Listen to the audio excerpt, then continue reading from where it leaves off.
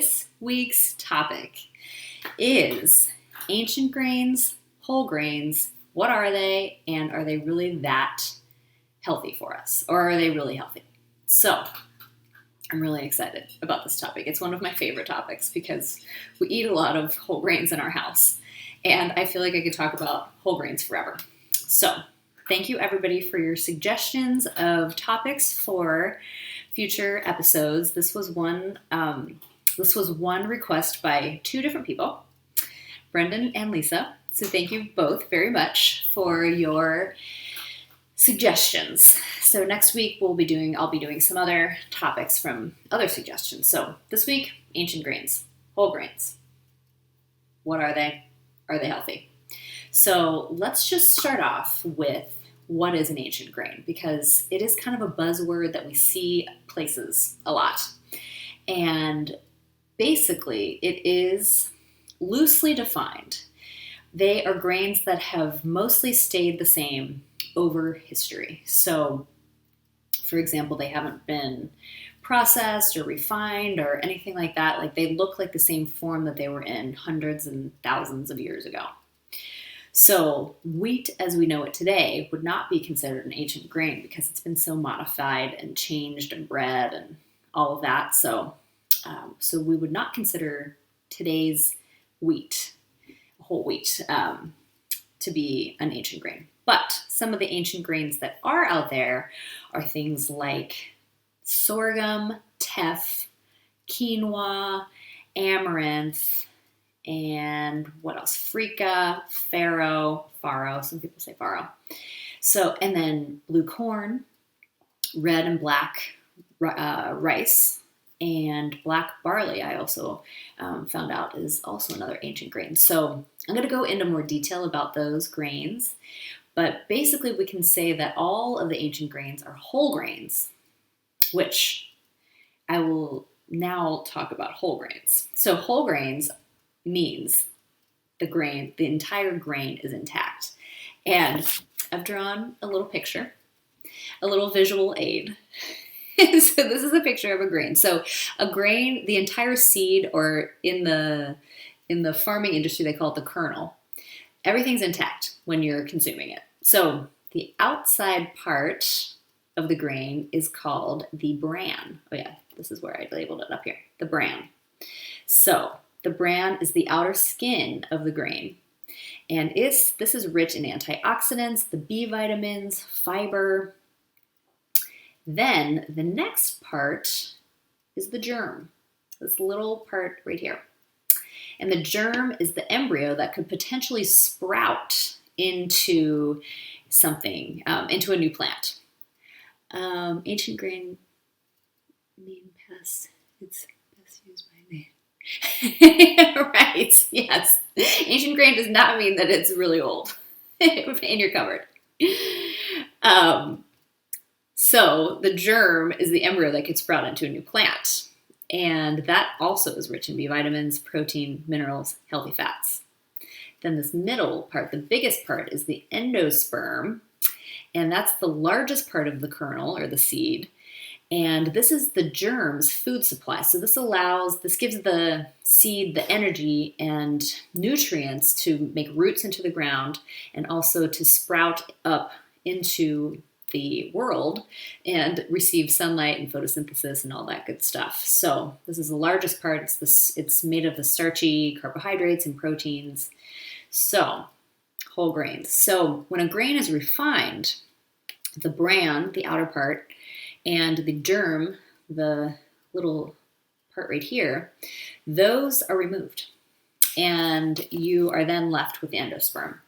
So when you remove that, you lose about 25% of the protein. And according to the Whole Grains Council, you remove about 17 nutrients. So is wheat germ just the term for the wheat? The germ of the wheat? Yes. Yes, it is.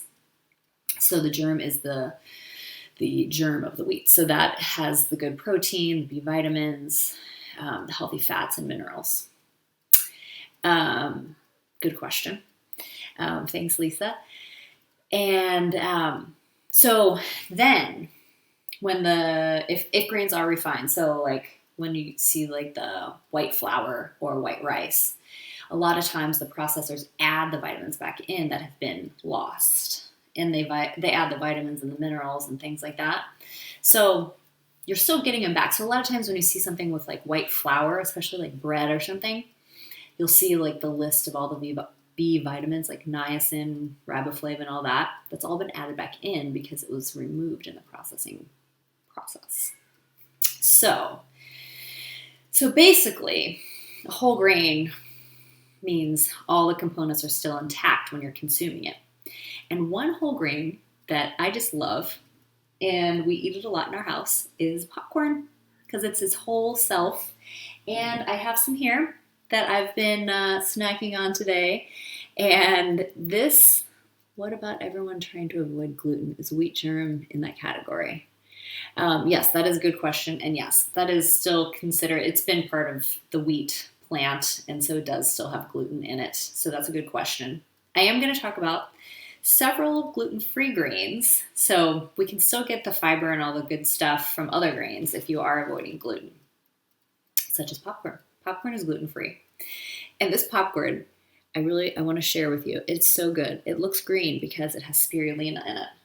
The girl that I went to grad school, Susan, if you're watching this, this is your recipe.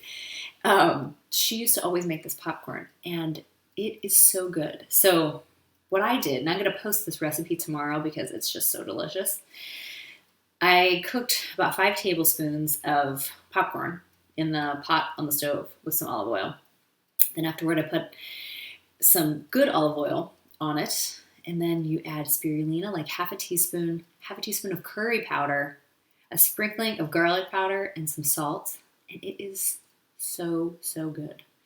So I will be posting that recipe tomorrow, but please try it because it's so good. And popcorn is such a good vehicle, such a good way to add other things. Like you can do nutritional yeast. You can't totally see. Excuse me, I was getting caught in my throat. This is the spirulina powder. It's like blue-green algae that's been dehydrated and pureed into a powder form.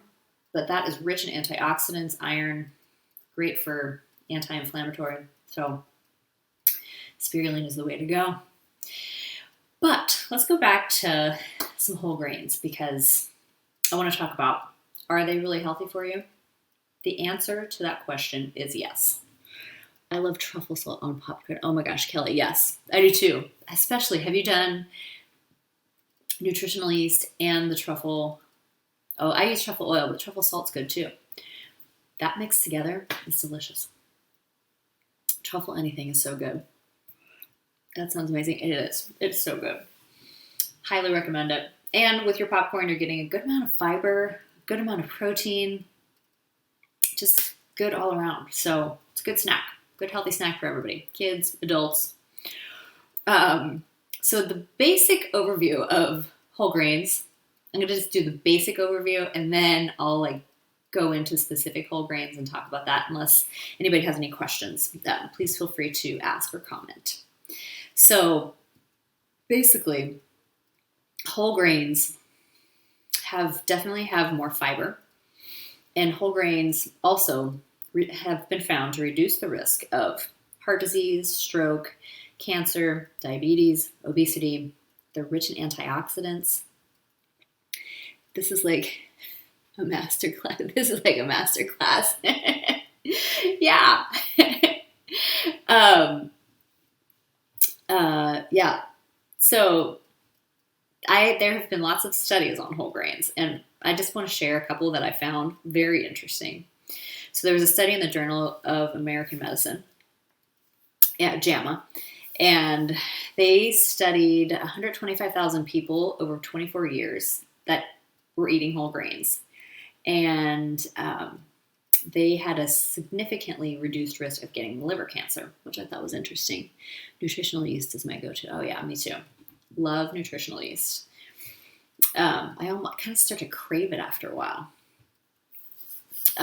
There was also another study in the American Journal of Clinical Nutrition that found that postmenopausal women had a lower risk of insomnia, which when they consumed whole grains, not just in general, but when they consumed whole grains. And then this was a very interesting one too. there was a presentation at the European Association for the Study of Diabetes, and they studied 148 people, and they split them into two groups. Half the group ate a plant-based diet rich in whole grains, and the other half ate their normal diet. And they each did this for 16 weeks, their respective diets. And they found that the study group, the people that were eating the whole grains, plant-based diet, they on average lost 1 pound per week, and the levels of the good bacteria in their gut, which we talked about, prebiotics, probiotics, all the good bacteria. If you want to go back, that was episode 18. They found that they had increased level of the good bacteria in their gut from eating the whole grains. So I thought that was pretty cool. So let's talk about specific whole grains. So teff. This is one of my favorite whole grains because, first of all, it's the smallest whole grain in the world. It's very, very, very tiny. And it is found largely in Ethiopia. Like if you've ever had the injera bread, when you go out for Ethiopian food and then they put all the other dishes on top of it, that the bread that you used to eat, your food at Ethiopian restaurants, that is made with teff. And it's very high in iron and also vitamin C. And they found that iron deficiency anemia in Ethiopia is basically non-existent. Probably most likely because they're eating the teff pretty frequently. So you can find almost all of these in the bulk section at health food stores or like Whole Foods or whatever. I know lately it's been kind of, bulk is just a little bit different. It's all prepackaged, but it has been in the bulk section. Millet is another one, which I know a lot of people think of millet and they think bird seed or bird food. And that is true, but it is also really good for you. And we are going to do a recipe in a little bit. It's called Springtime Stir-Fried Millet. You can find this on relish.com. It's a blog called Cookie and Kate blog. And it looks really good. We're going to make part of it. I've already pre-started some of it, but I wanted to show millet. A lot of the whole grains look like millet. You can see it. It almost looks a little bit like couscous. So that's raw millet, and then this is cooked. We're going to use this in our recipe. I cooked it already because if you cook it, this was 1 cup of millet cooked with 3 cups of water, and then you cook it for about 20 minutes, and then you take it off the heat, and then you fluff it with a fork, and then it's ready to go. So millet is kind of like couscous in that way. But millet is a whole grain. It's also high in iron and protein and fiber. It helps decrease inflammation. It's good for our hearts and helps regulate blood sugar levels, which a lot of these whole grains do, like kind of in general. So millet, it's a good one. And you can find that in the bulk section. I got it at our grocery store, PCC by us, and it's really good. And quinoa, everybody knows quinoa. It's kind of been around in the mainstream now for a while, but just as a review, it's high in protein. I have our son eat it pretty frequently because he does not eat a lot of protein. Quinoa is also an antioxidant, anti-inflammatory, anti-cancer, so it's a good one to have in your rotation for sure. Amaranth. Amaranth is also a whole grain. It looks a little bit like millet, and this has been found to decrease your risk of heart disease and also helps decrease inflammation in the body. So that is a good one. Buckwheat. Excuse me, I should have rewound. Everything I just mentioned has been gluten-free so far. Teff, millet, quinoa, amaranth. Next one is buckwheat. That's also gluten-free. It's deceiving because it has the word wheat in it, but it does not have gluten in it. And it makes for a good pancake. My mom really likes buckwheat pancakes, and I've come to like them as well. They're delicious. And they're good for your heart. They help regulate blood sugar levels. They're high in fiber. Buckwheat's high in fiber, so good one. Wild rice is another one, and that has more fiber in it than regular, like white rice or brown rice. And I did a nutrition analysis of brown rice versus white rice. So 1 cup of cooked, just to compare the two, the whole grain versus the refined grain.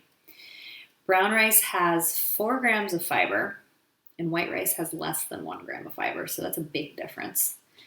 And let's see what else. Oh, the brown rice had 5 grams of protein. White rice had 4 grams of protein, so not a huge difference there. But the fiber makes a big difference.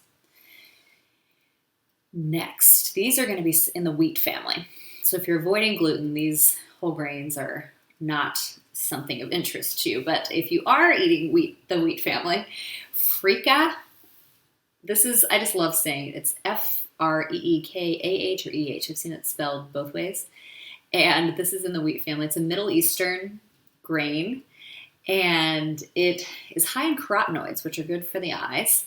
And it looks like wheat, but it's a different version and considered an ancient grain because it hasn't been changed a whole lot over time, and it's kind of becoming a newer grain, even though it's an ancient grain. Farro or farro. This is also in the wheat family. This one has so many good things. It has polyphenols. We talked about the polyphenols in episode 23 when we talked about green tea and chocolate and red wine. So polyphenols, excuse me, carotenoids, good for the eyes. And the phytosterols, which we talked about last week, episode 33, when we talked about the vegetables, the broccoli and cauliflower and romaine lettuce that have the phytosterols, good for lowering cholesterol. Here's the link. Oh, thank you for the link, Lisa, about Frica. It's pretty fun, and it's just fun to say. But farro, also a good one. And so basically, yes, whole grains are just loaded with healthiness, and they just have so much more to them. So let's make a millet recipe. Okay, so I did a little bit ahead of time because I just wanted to be able to show you the final product. So I showed you the millet. I'm going to put that right here. And now I've been sauteing some carrots. And the recipe, so this recipe is, again, it's called Springtime Stir-Fried Millet. It's on Cookie and Kate blog. And I pretty much followed the recipe. I know that you have now all noticed that I change things when I make things. Thank you for the recipe. So it said to cut the carrots into ribbons, but I cut them into small little pieces because I kind of like that better. This is almost like fried rice. So I cut the carrots into really small pieces, and now I'm going to add 2 cloves of garlic, and I think it said a half-inch piece of, let's see, I have it written down. Yeah, a half-inch piece of ginger, but I love ginger. So this is more like 1.5-inch piece of ginger chopped. Okay, so garlic, ginger going in.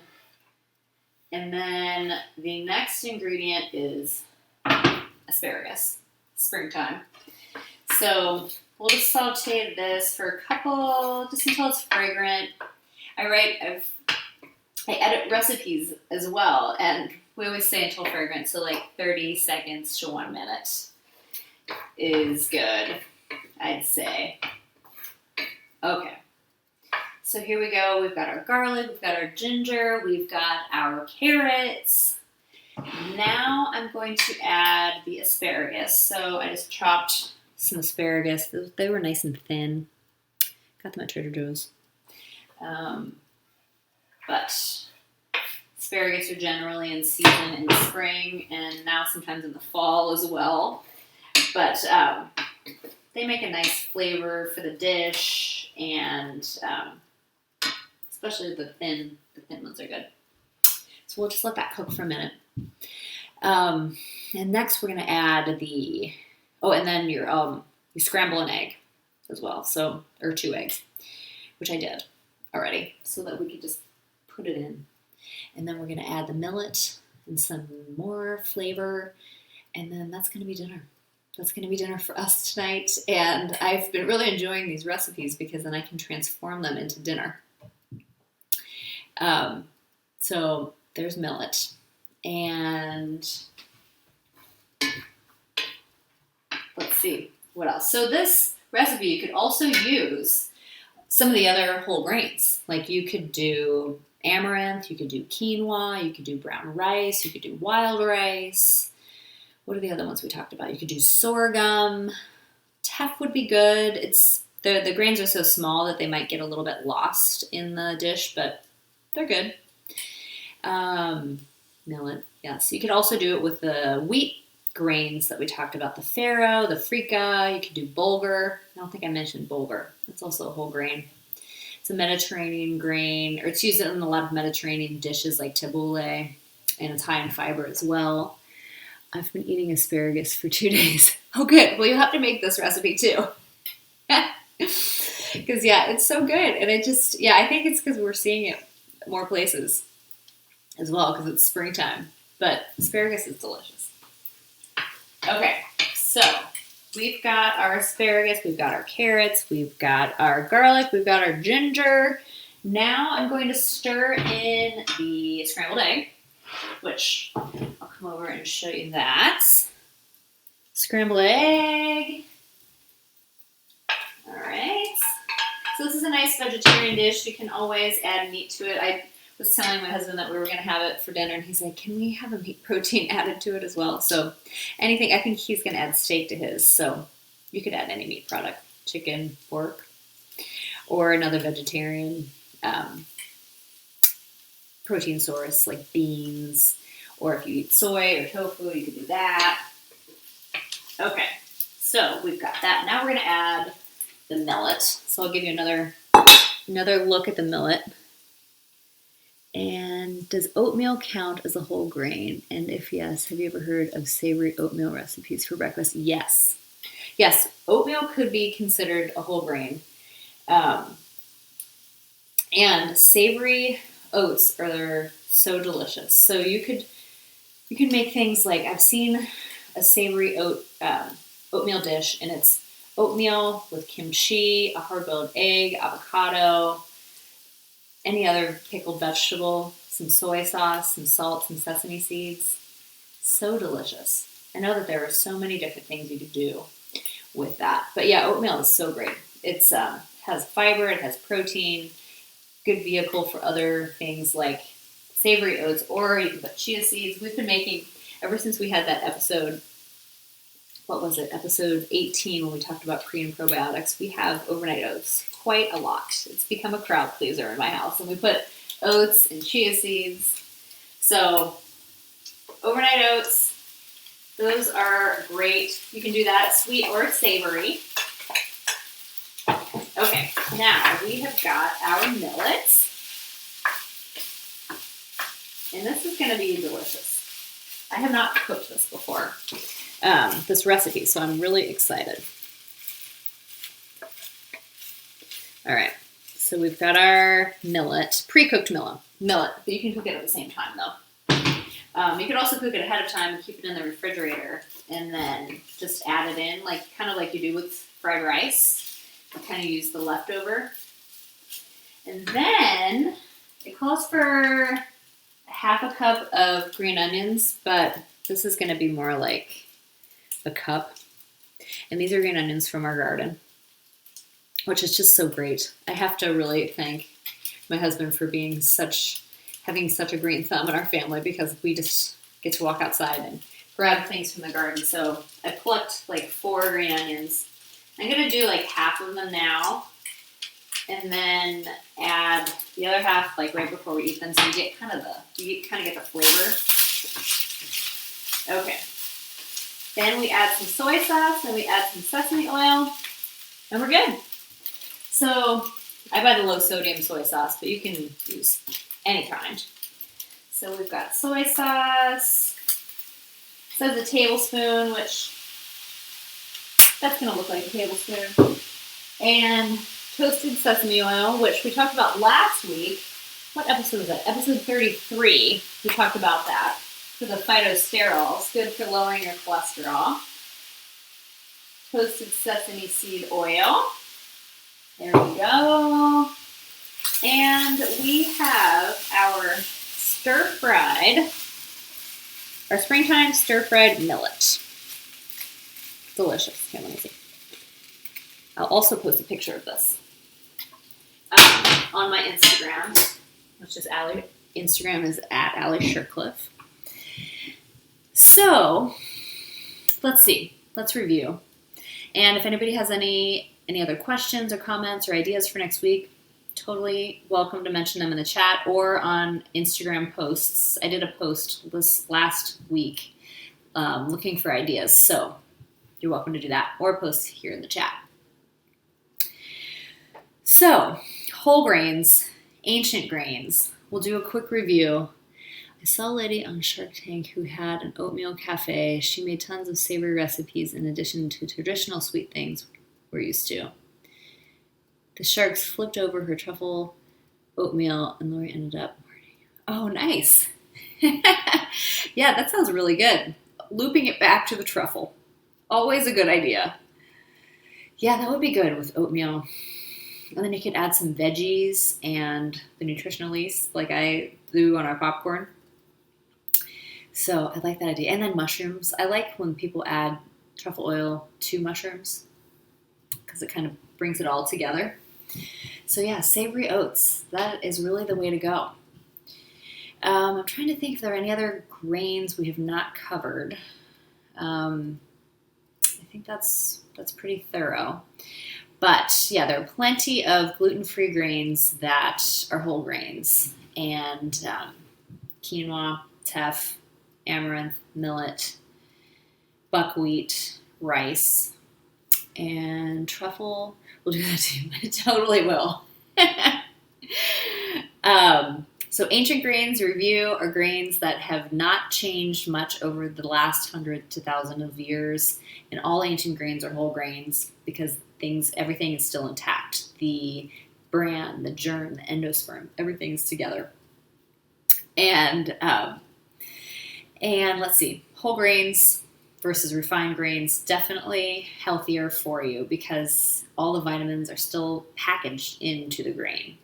So there's more fiber, there are more nutrients like the B vitamins and antioxidants and just overall great health. There was a study where they found that people that eat whole grains in general have a lower risk of obesity and have lower cholesterol levels. So something to consider for sure.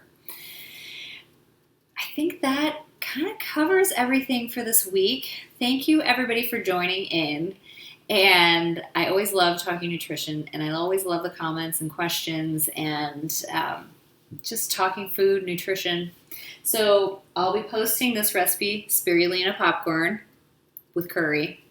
It's very, very addictive. It's delicious. And also the springtime stir-fried millet. Delicious. It's going to be our dinner tonight. You can add meat protein if you'd like. Thank you all for joining us here today on Relish channel. We'll see you again soon. So thank you all for tuning in. We'll talk to you soon. All right. Good night.